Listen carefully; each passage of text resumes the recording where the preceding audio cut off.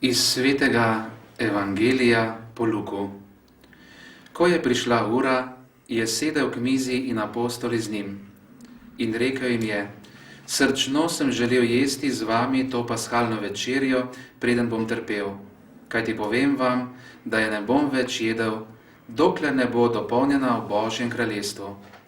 In vzel je kelih, se zahvalil in rekel: vzemite to in si razdelite med seboj. Kajti povem vam, odslej ne bom več pil od sadu vinske trte, dokler ne pride Božje kraljestvo. In vzel je kruh, se zahvalil, ga razlomil in ga dal in rekel: to je moje telo, ki se daje za vas, to delajte v moj spomin. Prav tako je po večerji vzel tudi kelih in rekel: ta kelih je nova zaveza v moji krvi, ki se preliva za vas. Toda glejte, roka tistega, ki me izdaja, je z menoj pri mizi. Sin človekov sicer gre, kakor je določeno, toda gorje tistemu človeku, po katerem je izročen. Oni pa so se začeli spraševati, kdo izmed njih bo to storil. V imenu Očeta in Sina in Svetega Duha. Amen. Pa zmolimo desetko rožnega venca, drug za drugega, za vse, ki nas gledajo v tem trenutku preko malih ekranov. In se povežemo skupaj v tej desetki. Oče naš, ki si na nebesih, posvečeno bodi tvoje ime, pridi k nam tvoje kraljestvo, zgodi se tvoja volja, kakor v nebesih, tako na zemlji. Daj nam danes naš sedanji kruh in odpusti nam naše dolge, kakor tudi mi odpuščamo svojim dolžnikom, in ne vpelji nas v skušnjavo, temveč reši nas hudega. Zdrava Marija, milosti polna, Gospod je s teboj, blagoslovljena si med ženami in blagoslovljen je sad tvojega telesa, Jezus, ki si ga devica od Svetega Duha spočela. Sveta Marija, Mati Božja, prosi za nas grešnike, zdaj in ob naši smrtni uri. Amen. Zdrava Marija, milosti polna, Gospod je s teboj, blagoslovljena si med ženami in blagoslovljen je sad tvojega telesa, Jezus, ki si ga devica od Svetega Duha spočela. Sveta Marija, Mati Božja, prosi za nas grešnike, zdaj in ob naši smrtni uri. Amen. Zdrava Marija, milosti polna, Gospod je s teboj, blagoslovljena si med ženami in blagoslovljen je sad tvojega telesa, Jezus, ki si ga devica od Svetega Duha spočela. Sveta Marija, Mati Božja, prosi za nas grešnike, zdaj in ob naši smrtni uri. Amen. Zdrava Marija, milosti polna, Gospod je s teboj, blagoslovljena si med ženami in blagoslovljen je sad tvojega telesa, Jezus, ki si ga devica od Svetega Duha spočela. Sveta Marija, Mati Božja, prosi za nas grešnike, zdaj in ob naši smrtni uri. Amen. Zdrava Marija, milosti polna, Gospod je s teboj, blagoslovljena si med ženami in blagoslovljen je sad tvojega telesa, Jezus, ki si ga devica od Svetega Duha spočela. Sveta Marija, Mati Božja, prosi za nas grešnike, zdaj in ob naši smrtni uri. Amen. Zdrava Marija, milosti polna, Gospod je s teboj, blagoslovljena si med ženami in blagoslovljen je sad tvojega telesa, Jezus, ki si ga devica od Svetega Duha spočela. Sveta Marija, Mati Božja, prosi za nas grešnike, zdaj in ob naši smrtni uri. Amen. Zdrava Marija, milosti polna, Gospod je s teboj, blagoslovljena si med ženami in blagoslovljen je sad tvojega telesa, Jezus, ki si ga devica od Svetega Duha spočela. Sveta Marija, Mati Božja, prosi za nas grešnike, zdaj in ob naši smrtni uri. Amen. Zdrava Marija, milosti polna, Gospod je s teboj, blagoslovljena si med ženami in blagoslovljen je sad tvojega telesa, Jezus, ki si ga devica od Svetega Duha spočela. Sveta Marija, Mati Božja, prosi za nas grešnike, zdaj in ob naši smrtni uri. Amen. Zdrava Marija, milosti polna, Gospod je s teboj, blagoslovljena si med ženami in blagoslovljen je sad tvojega telesa, Jezus, ki si ga devica od Svetega Duha spočela. Sveta Marija, Mati Božja, prosi za nas grešnike, zdaj in ob naši smrtni uri. Amen. Zdrava Marija, milosti polna, Gospod je s teboj, blagoslovljena si med ženami in blagoslovljen je sad tvojega telesa, Jezus, ki si ga Devica od Svetega Duha spočela. Sveta Marija, Mati Božja, prosi za nas grešnike, zdaj in ob naši smrtni uri. Amen. Slava Očetu in Sinu in Svetemu Duhu, Kakor je bilo v začetku, tako zdaj in vselej in vekom. Amen. o Jezus, Odpusti nam naše grehe, obari nas peklenskega ognja in privedi nebesa vse duše, posebno še tiste, ki so najbolj potrebne tvojega usmiljenja. Kraljica miru, Prosi za nas. in še za našo mladino, pridi, Sveti Duh, napolni srca svojih vernih in žgi v njih ogenj svoje ljubezni, pošli svojega duha in prerojeni bomo in prenovi boš obličje zemlje. Molimo, Bog naš Oče, Sveti Duh nas razsvetljuje noči, daj nam pomaga, da bomo v življenju spoznali, kaj je prav in vse radi sprejemali njegove spodbude. Po Kristusu našem Gospodu. Amen. V imenu Očeta in Sina in Svetega Duha. Spoštovane gledalke in cenjeni gledalci, prav dobrodošli v naši domači oddaji Pot poti. Danes gostimo že znanega gospoda župnika Jožefa Lipovška, ki je že bil večkrat z nami gost in je pripeljal tudi dva mlada nabudna iz mladinske skupine, to se je vzornega Tadeja, ministranta, in Matejo. Dobrodošli in Bog daj. Lep pozdrav tudi vam in vsem gledalkam in gledalcem. Gospod Lipovšek, a lahko poveste kaj o vaši mladinski skupini, župniji? Žal bi jih pripeljali več, ampak ta studio nas več ne gre, ne? Ja, gotovo. Najprej sem razmišljal, da bi cel avtobus pripeljal, ampak vidim, da ne bi bilo pomena. Zato sem izbral res tiste, ki čutijo z mano, ki sodelujejo. Eden se je opravičil, drugače pa moram najprej povedati, da nimamo mladinske skupine, redne, ampak tako občasno se srečamo največkrat pri bogoslužju oziroma pri teh raznih akcijah, ki so na župniji, in moram pohvaliti Matejo in Tadeja, da sta zelo pridna, da obiskujeta redno Sveto mašo, da se vključujeta tudi v razne akcije, pomagata pri župnijski spletni strani in skratka še in še, torej veliko raznih akcij, pastoralnih in drugih dejavnosti, ki tako tudi mladi sooblikujejo to področje. Lepo, jaz vam želim predvsem tistega svetliškega sija v življenju in obilo Božjega blagoslova. Vas bi vprašal, kako je pravzaprav težko mlade vzgajati?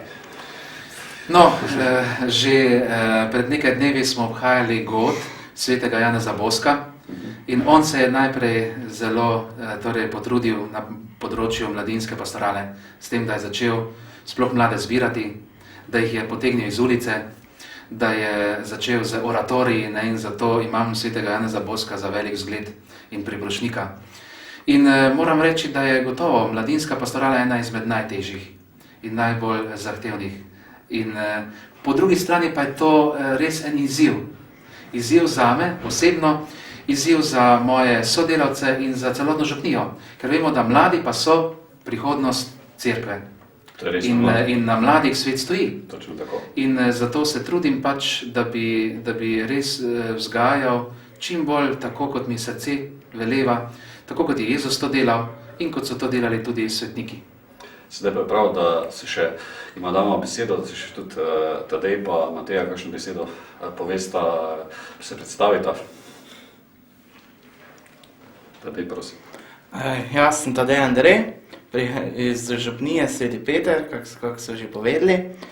Sem ministrant, živim v okolici cerkve, hodim pa na živilsko šolo v Mariboru. No, jaz sem pa Mateja Živko, prav tako iz župnije Svetega Petra pri Mariboru, iz obrobja župnije in tudi, če je kakšna priložnost, se pač, da pomagam župniji, pomagam, se držim. Lepo. So vam takšne mladinske skupine, ko se mladi družite, všeč? Ja, seveda, ne. Druženje vedno prav pride. Verjetno pa tudi pomaga pri raznih, da lahko tudi vrstnikom pomagate zaradi alkohola, mamil in teh slabih razvad, verjetno jih tudi spodbujate k tistim pozitivnim moralnim vrednotam. Kaj praviš, Tadej? Ja. Seveda, to je zelo pomembno, da mlade vzgajamo tudi sami.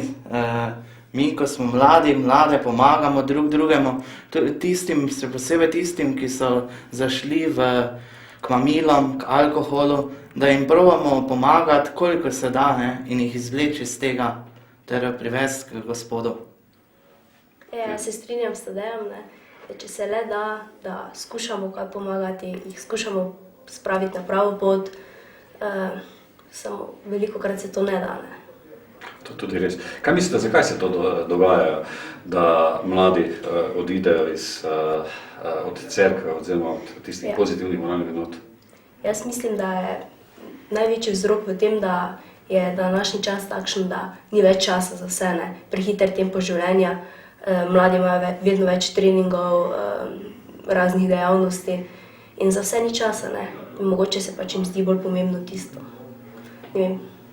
Kaj praviš, Vitali? Moje mnenje pa je, da imajo mladi predvsem slab izgled staršev in sovrstnikov, zato zaidejo na stranska pota, pozabijo pa na nekaj, kar je zelo pomembno, na vero, na Gospoda, ki je za nas umrl. Hvala Bogu, si gospod župnik nas dopolnil. Ja, zelo sem vesel teh izjav in bi rekel, da je res pomemben zgled. Domača družina je domače ognjišče, je tisto domače gnezdo, kjer potem ptički zletijo iz gnezda. Zdaj pomembno pa je, kako so ti ptički vzgojeni, ali znajo zleteti, ali pa nekako, kot vidimo primer iz narave, da marsikateri ptiček strmoglavi. Prvič, zakaj? Zato, ker je morda prehitro odletel, ali pa ga mati ni naučila loviti, ga mati ni naučila krožiti po zraku. In tretjič je razlog tudi v tem, da recimo ptiček ni pripravljen na soočanje z nevarnostjo, ki preži na mlade ptičke. No in to lahko navežemo tudi na mlade, ne? Zdaj pri teh stvareh sta dve skrajnosti. Ena skrajnost je ta, da starejši predolgo držijo mladega človeka doma. To recimo je danes, ker se zaradi teh socialnih razmer in študija podaljšuje to mladostniško obdobje, da recimo je mlad človek dlje časa doma in se tudi kasneje odloča za družino. To je ena skrajnost, druga skrajnost pa je, da mladi že prehitro odidejo od doma, da se prehitro osamosvojijo, da si prehitro morda ustvarijo že družino. In so, se mi zdi, potem premalo pripravljeni, premalo duhovno, moralno, socialno zreli za družino. In potem je druga skrajnost, ki tudi ni dobra. Najboljša je zlata sredina nekako, da ostaneš povezan z domom, po drugi strani pa, da se tudi nekako enkrat osamosvojiš, da se postaviš na lastne noge. In to je tisto, kar je najbolj pomembno, da mladega človeka spodbujaš, da ga podpiraš na njegovi poti, da ga ne vlečeš nase, ampak da mu daš vedeti, da enkrat mora pa tudi ustvariti si svojo družino, si ustvariti svoj poklic in tako tudi potem sam nadaljevati z svojim zgledom pri vzgoji svojih otrok in potomcev. Kaj menite, vidva, zakaj pravzaprav, ko večina mladih, ko sprejme sakrament svete birme, potem odide od maše, od cerkve? Kaj praviš te? Ja, to pa je zaradi tega, ker so preslabo vzgojeni.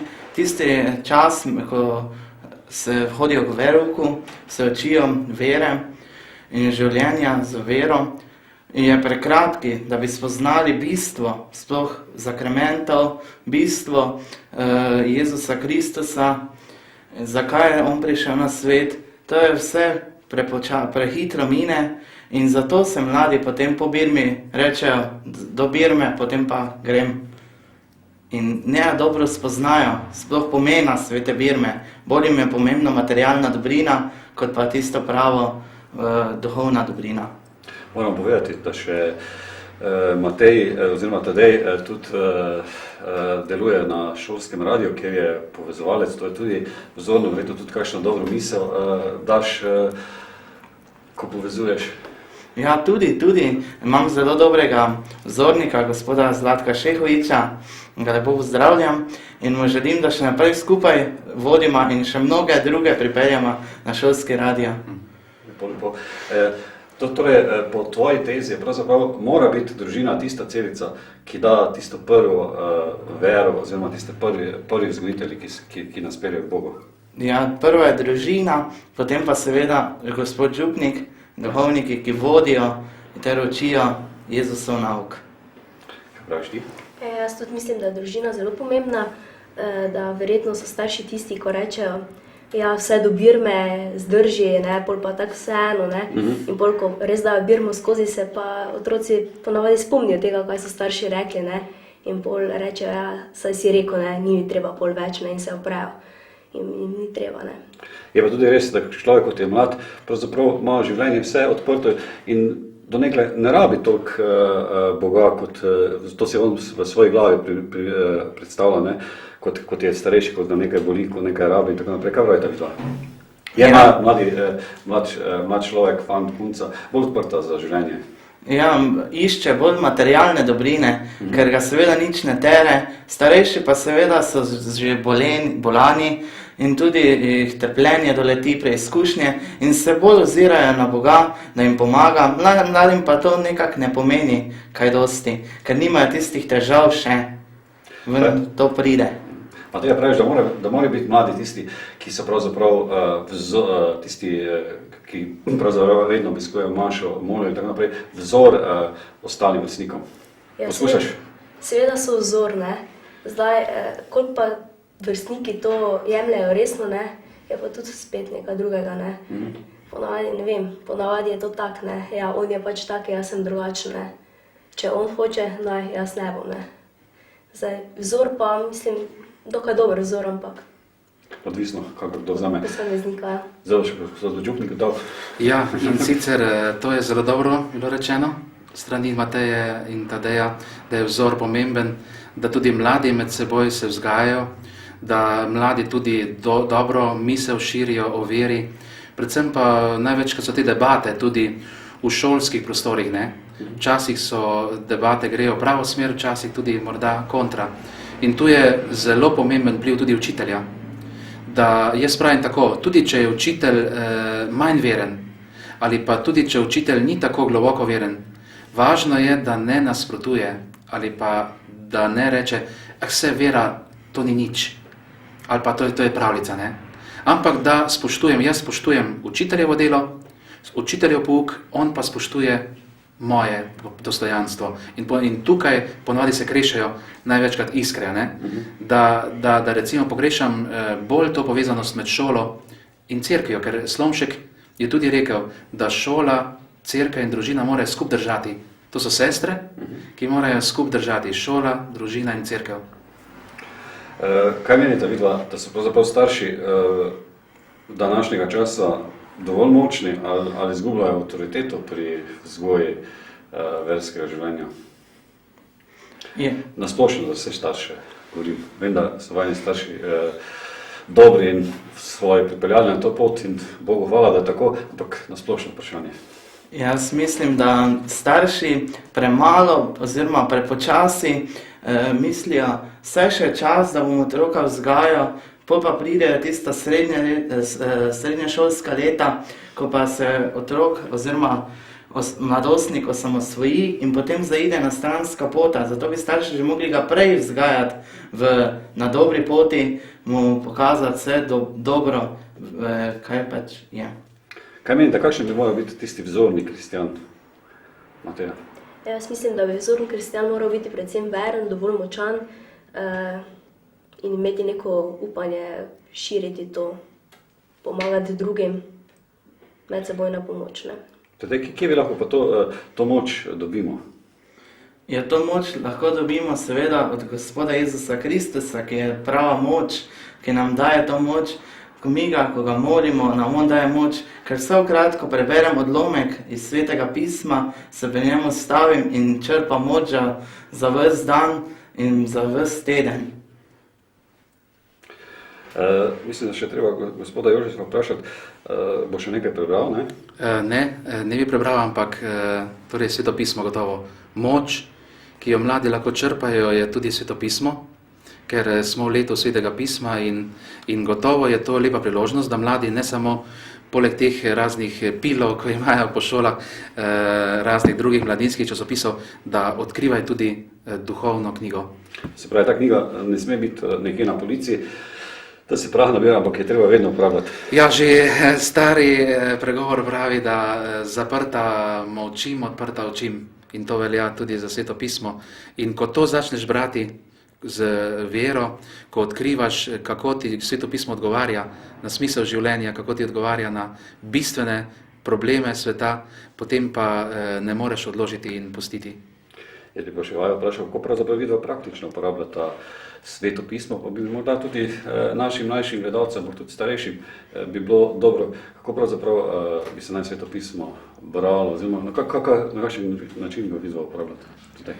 Ja, jaz odperem Sveto pismo naključno in potem začnem en odlomek brati in kot enega berem, potem se takoj odkrivajo vrata naprej globlje. In potem berem in če kaj ne vem, se posvetujem z gospodom župnikom, da mi on razloži. In res Sveto pismo odkriva tiste vrednote, daje odgovor na vsaka vprašanja. Zato res pozivam vse gledalce in gledalke, starejše, mlajše, da res berejo v leto Svetega pisma, Sveto pismo, iz katere lahko črpate moč za vsakdanje težave. Vidim še vi prebrali tisti odlomek iz Svetega pisma, ki je najbolj primeren oziroma nam bo dal največ koristi oziroma nam bo všeč. Takole, ja, in ta odlomek je prilika o sejalcu, čudovita prilika, ki bo zanimiva za naše gledalce in sicer govori tako.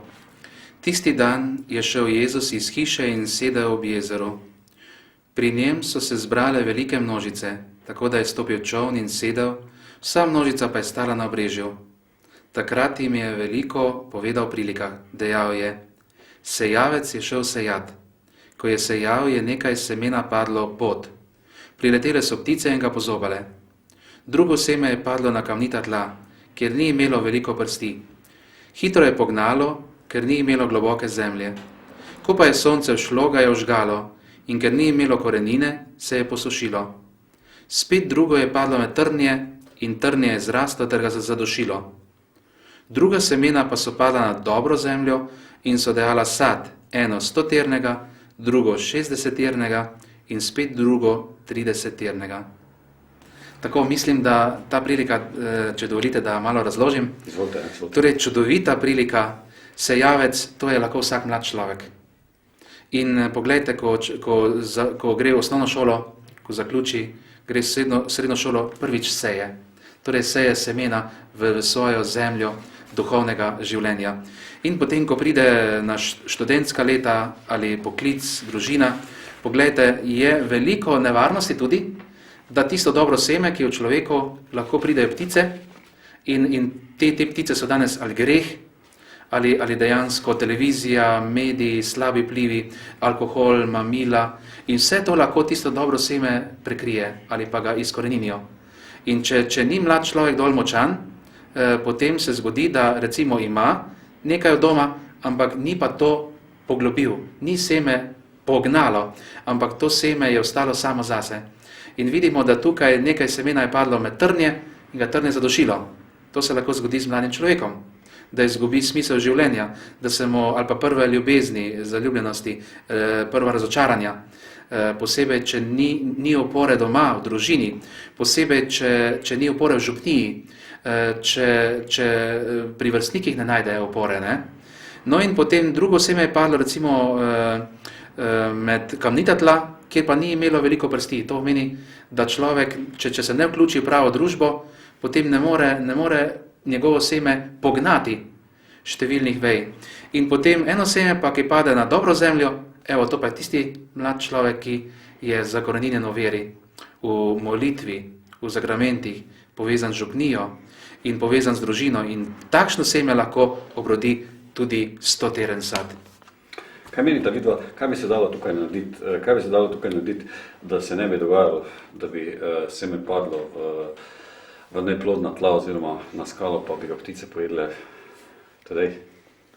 Ja, tu je pa, da ne bi to seme padlo, oziroma da se ne bi mlad človek obrnijo na kriva pota, ga lahko tudi, tem lahko pripomoremo mi, kot smo že rekli, tudi učitelji, starši, župnija, vsi lahko pripomoremo k temu, da ga vzgajamo, da se vzgajamo sami sebe in potem tudi druge v ljubezni, dobroti, hvaležnosti, kajti to so prave vrline, ki vodijo človeka, da pride do pravega cilja.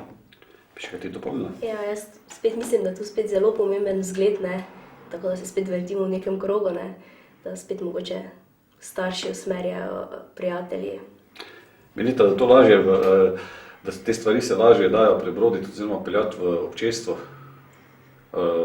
ali preko mladinske skupine, prijateljev? Ja, seveda, v občestvu, v mladinske skupine, vse samo mora biti dobra družba. Tako, naprimer, mladinske skupine, da odkrivajo skupaj, ker vsak nekaj pripomore, da pride do tistega pravega cilja. Ker v tem času naprednem je vse tako hitro, da moramo res odkrivati tisto pravo po drugih potih. Zdaj nas bo pa še gospod Jože dopolnil. Ja, to je gotovo zelo pomembno, torej, kar je rekel Tadej in Mateja, da je okolje pomembno, družba, torej, da je naklonjena mladim. Vidimo recimo tu v Mariboru veliki problemi glede stanovanj za študente, potem premajhne kapacitete, potem predrage malice oziroma skratka in druge šolnine in vse to, kar se študenti recimo ukvarjajo, no, osnovnošolci, srednješolci nimajo še teh takšnih stvari. In gotovo je to pereča problematika in kako mlademu človeku stati ob strani, kdo naj mu stoji. In tukaj v cerkvi na Slovenskem imamo veliko teh raznih možnosti. Tudi v Mariboru od Sinaja do teh raznih akcij, torej raznih duhovnih študentskih skupin, spoznavajo svetopismo, recimo se zdaj vsak teden lahko zberejo mladi in malo odkrivajo lepoto in duhovno sporočilo svetega pisma. Potem zelo pomembno je, da tiste mlade, ki jih imaš, da jih vzgajaš, ne? Da jih usmerjaš tudi po poti, da si jim sopotnik, ker vemo, da mladi nimajo radi kakšnih pridig. To vem, da oni pač imajo radi konkretne stvari, ne. Jaz bi recimo tudi rad si želel, da bi imel kakšne druge mlade ljudi pred seboj, da bi imel boljše, ampak ne, tisto, kar imaš, da odkrivaš njihovo resničnost in da jih tej njihove realnosti tudi sprejmaš, da jih imaš rad, da z njimi čutiš, ne. Recimo, ne moš pa reči, ja, jaz bi imel pa rad takšne mlade, ali pa recimo pri veruku, joj, pa mislim si, zakaj ravno ta skupina, pa rad bi imel bolj pripravljene poslušati, ampak da sprejmeš tudi tistega navihanega, da sprejmeš tudi tistega, ki ti skozi po živčih hodi in skratka, da ga sprejmaš takšnega, kot je in da mu pokažeš tudi lepšo, boljšo stran življenja. Menite, da imajo tudi učitelji vpliv na mlade? Verjetno malo, ne? Kaj menite? Ja, jaz to občutim zelo, da lahko imajo negativni ali pozitivni vpliv. Nekateri učitelji imajo pozitivni in to je dobro, nekateri pa tudi negativni.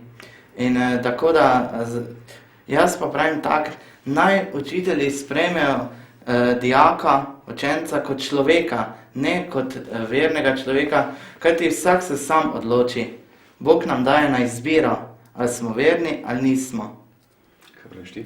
Ja, jaz mislim, da so nam učitelji za vzgled in sama lahko povem, da imam zelo dobre izkušnje, nobenih problemov in sem zadovoljna. Se strinjam s Tadejem, da je res to svobodna odločitev, kaj ima kdo je veren, kdo ni in naj pri tem tudi ostane, ne. Menim, da je najbolj pomembno pri tem, da človek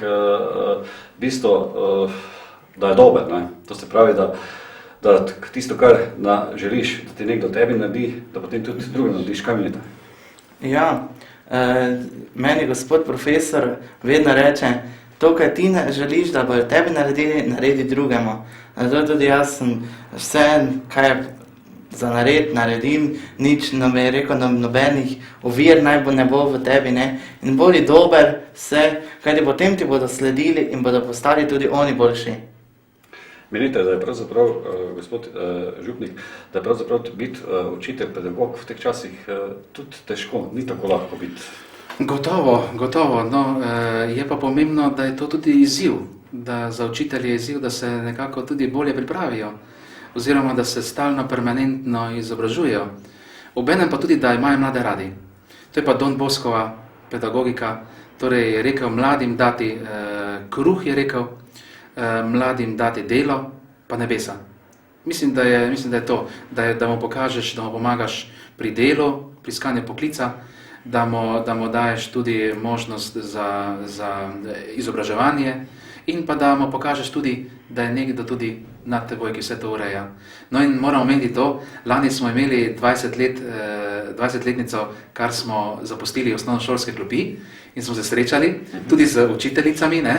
In je bilo zelo zanimivo, da ena učiteljica me ni takoj spoznala. Neverjetno. Čeprav je bila moja učiteljica, ampak je rekla, kdo pa si ti?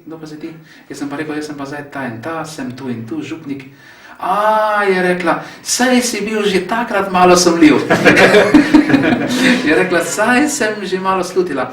Bil si bolj mirne narave, hodil si že k maši takrat, tako da nisem pa vedela, da si to sedaj, ne. No in potem je bilo sproščen pogovor naprej, tudi učiteljice gledajo na to z nobenim predsodkom, ampak lepo spoštljivo, tudi sošolci so, čeprav so takrat gledali malo bolj tako, so se nekateri posmehovali, nekateri so zamahnili z roko, saj ne bo nič z tega, ne, ali pa zakaj greš po tej duhovni poti. Jaz sem pa samo molčal in se odločal in odšel za Kristusom.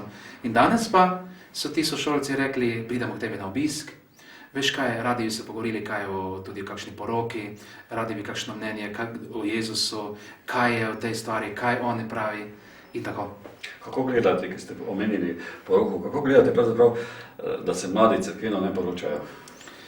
Ja, se navežemo na... Ja, moje gledanje, zdaj ne vem, kaj boste ona rekla, ampak moje gledanje je to, da nekako se je izgubil ta pomen sakramentalnosti, da mladi pravijo, saj tudi drugi tako živijo, to je največkrat ta odgovor, oziroma da jim nobeden prav ne ovrednoti sakramenta. Kako je to pomembno, da Bog vstopi tudi v življenje dveh ljudi, da jih poveže, da dejansko v sakramentu še bolj začutita drug drugega, da sta bolj eno in da Bog poveže in da potem Bog tudi pomaga reševati tudi te morda zakonske težavice, ki pridejo. To se mi zdi, se je to zgubilo. Pa tudi strani države bilo treba kaj več narediti v tej smeri. Dela se na tem, da bi bila civilna in cerkvena poroka pač izenačena, da bi ne bilo treba na dva konca iti, ampak da bi se v cerkvi recimo opravilo vse obenem. Da bi to bilo tudi veljavno in to se mi zdi v tej smeri gre. Bomo videli, kako bo. V nekaterih državah je že to tako. Nekaterih je že to, tako da mi pa še smo na poti. Kaj menite vidva? Je pomemben sakrament zakona, oziroma so sakramenti pomembni? Sakramenti so zelo pomembni. Za mene je najbolj pomembni sakrament sveta Euharistija, potem sveta birma, krst seveda. Vsi sakramenti so pomembni. Najbolj pa se mi zdi, da je pomemben sakrament sveta Euharistija. Kaj meniš ti? Vsekakor so sakramenti zelo pomembni za posameznika, ampak nikogar pa ne moramo prisiliti v to, da sprejme sakramente, ker to je njegova volja, ne.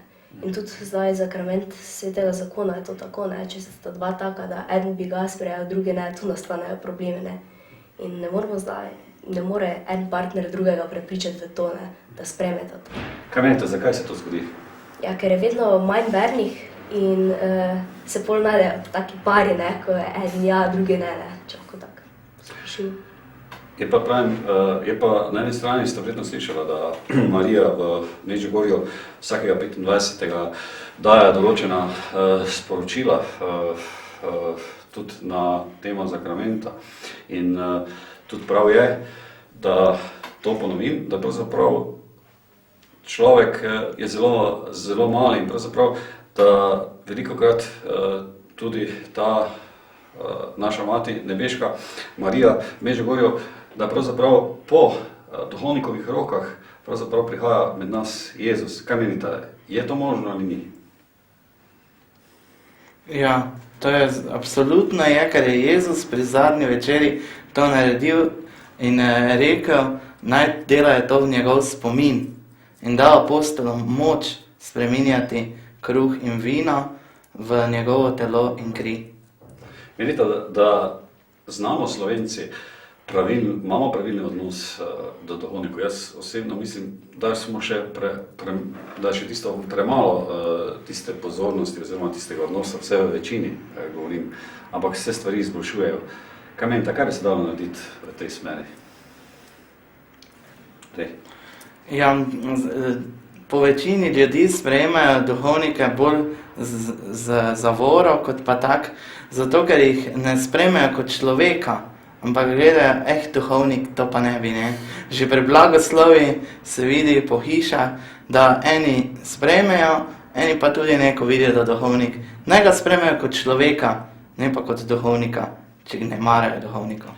Se strinjaš s to mojo tezo, da je pravzaprav problem v tem, ker ne poznajo tega krščanskega življenja oziroma ne poznajo njegovega poslanstva oziroma njegove poti, zakaj ga pravzaprav Bog postavil v določeno župnijo, kaj ti vzel ga je iz ene župnije in ga postavil v drugo župnijo.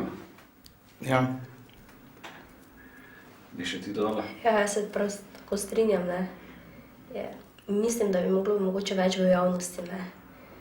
Glede duhovnikov, mogoče jih bolj nekako predstaviti javnosti, da bi jih po ljudje bolj sprejeli.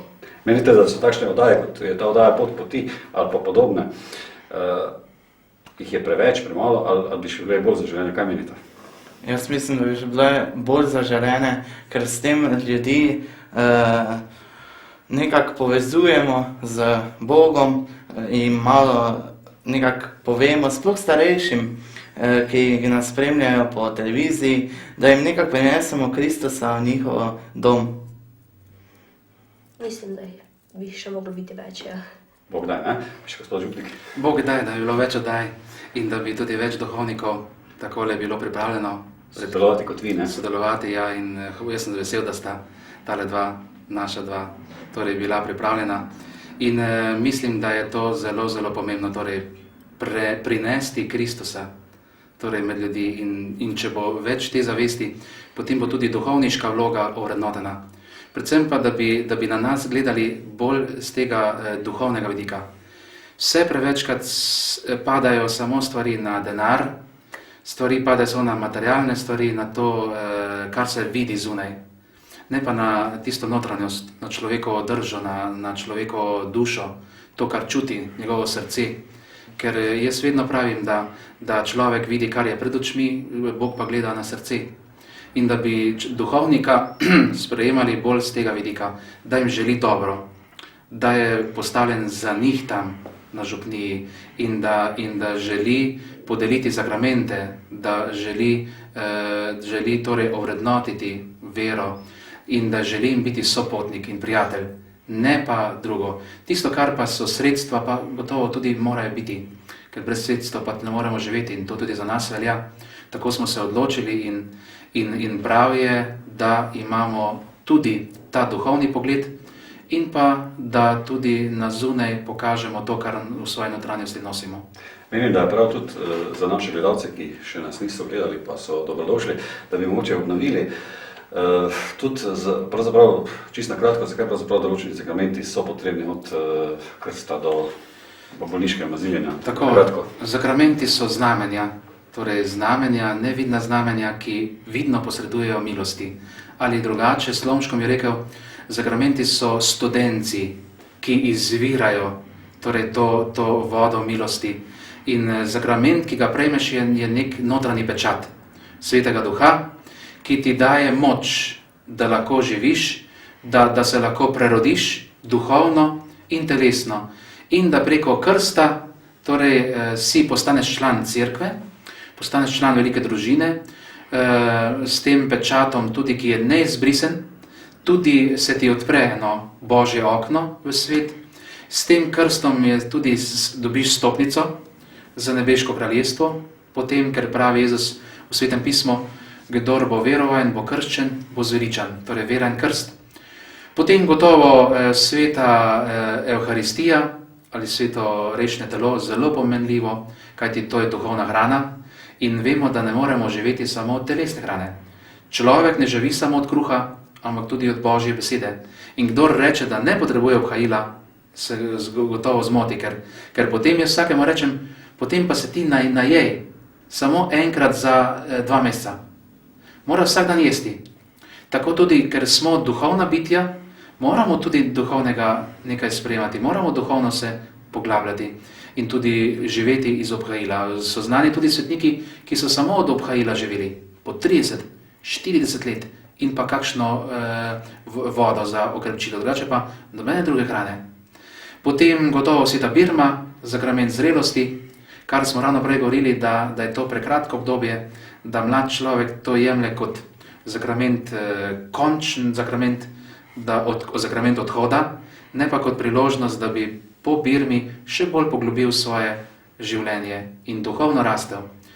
Potem gotovo zakrament svete sprave, sveta spoved, to je zelo pomembno, pogledajte, pogovor je bistven družini, pogovor je bistven za mlade ljudi, veliko se treba pogovarjati in še lepše je, da tisto, kar nosi sebi, tudi pri spovedi poveš, da odložiš breme, ki je v tebi, da se spoveš svoje grehov, kot pa če sebi nosiš to, kot vidim ljudje, ki ne prakticirajo spovedi, pa tisto v sebi nosi in potem enkrat to izbruhne kot gejzir, ven izbruhne iz človeka, ker gotovo, če ti žogo napolniš ali balon, enkrat bo počil.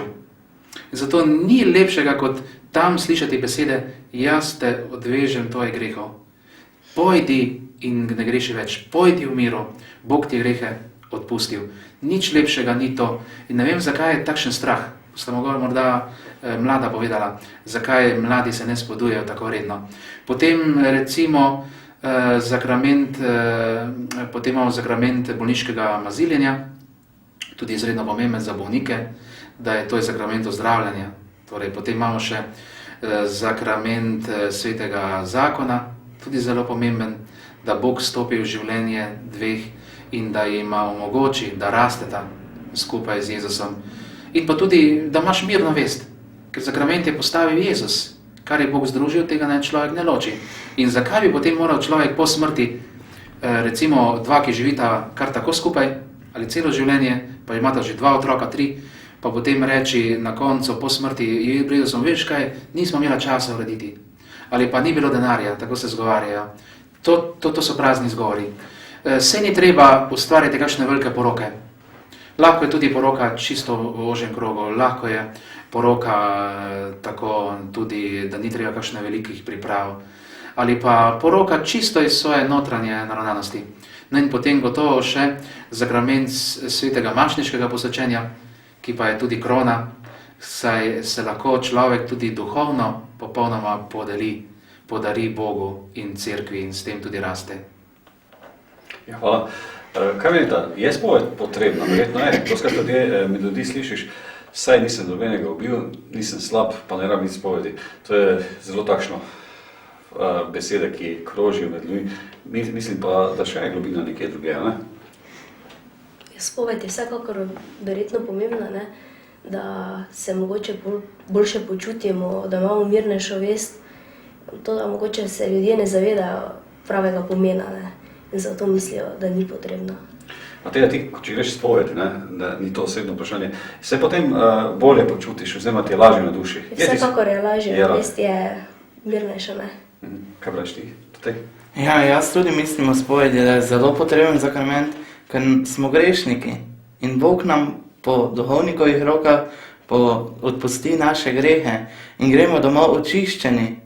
In zato moramo iti spovedi in res zelo priporočam gledalcem in gledalcem, da če jih kaj teži, ne grejo, ker ni samo greh tisto, če sem koga ubil, sem preklinil, so še tudi drugi grehi, ki jih sploh se ne zavedamo in pa so grehi.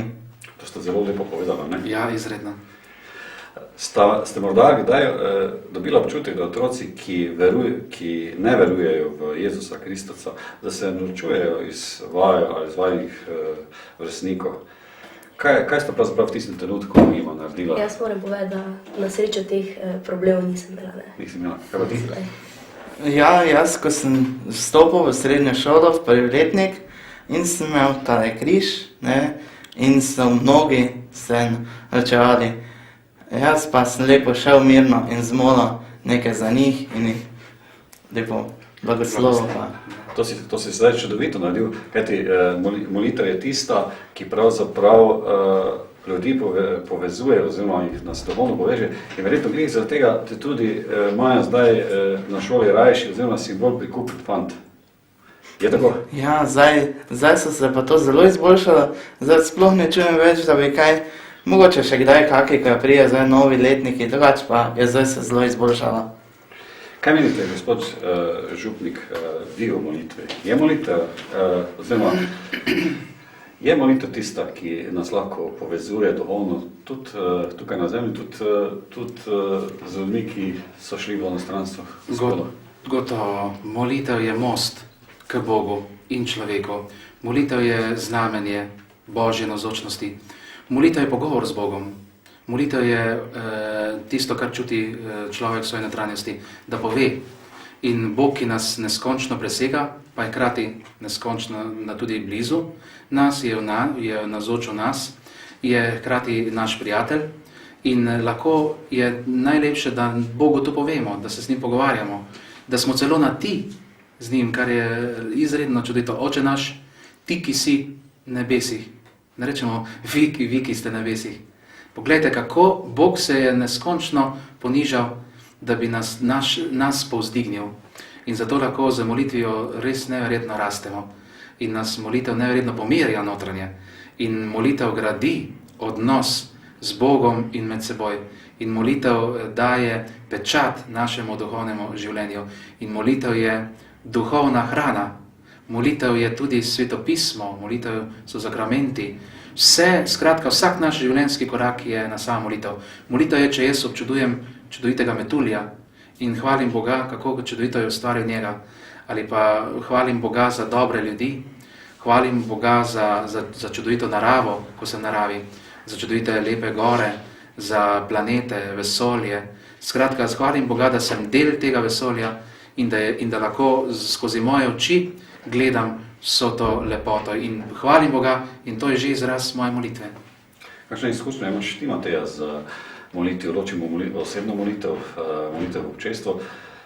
Kaj bi ti tem našim mlajšim gledalcem priporočala? Ja, molitev ti vsaj meni daje neko upanje, me poglablja, me, ne vem, utrjuje. Dopolnjuje, ne? Ja, vsekakor, da se splača včasih, ne. Pri tem so pa verjetno tudi pomembni vzorniki, ne? Ja, zelo so pri molitvi pomembni vzorniki in jaz mislim, da je največji vzornik Jezus Kristus, ker je on sam dal življenje za nas in on je največji vzor. Potem so vzorniki tudi svetniki, Blaženi Škof Slomšek, Janez Pavel II, potem sveti Janez Bosko, ki smo ga danes že omenili, potem sveti Pater Pi, karizmatični duhovnik, zelo goreč, morivec, in pa seveda gospod župnik na vsaki župniji.